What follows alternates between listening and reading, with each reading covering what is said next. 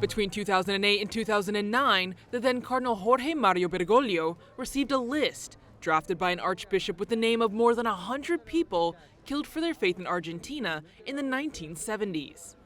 In Buenos Aires years later, at an annual meeting organized on Holy Thursday by the community of Sant'Egidio to commemorate modern-day martyrs, Cardinal Bergoglio made the following request to Marco Gallo, a professor at the Catholic University of Buenos Aires.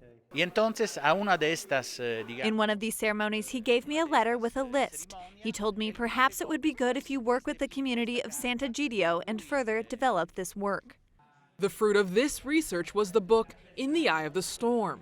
It journeys through the lives of religious men and women, bishops, lay people, and catechists who were killed during the religious persecution of Christians under the last military dictatorship in Argentina.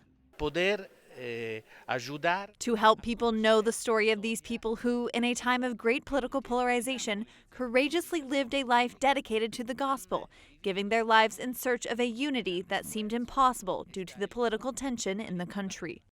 In April 2019, Pope Francis spoke about beatifying some of them, specifically those known as the martyrs of La Rioja.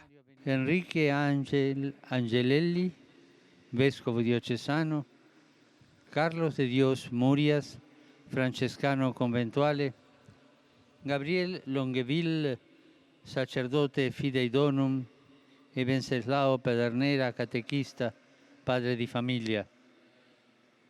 Questi martiri della fede sono stati perseguitati per causa della giustizia e della carità evangelica. In the prologue of the book, Pope Francis reflects on these martyrs, and particularly on Bishop Angelelli, a man whom he knew.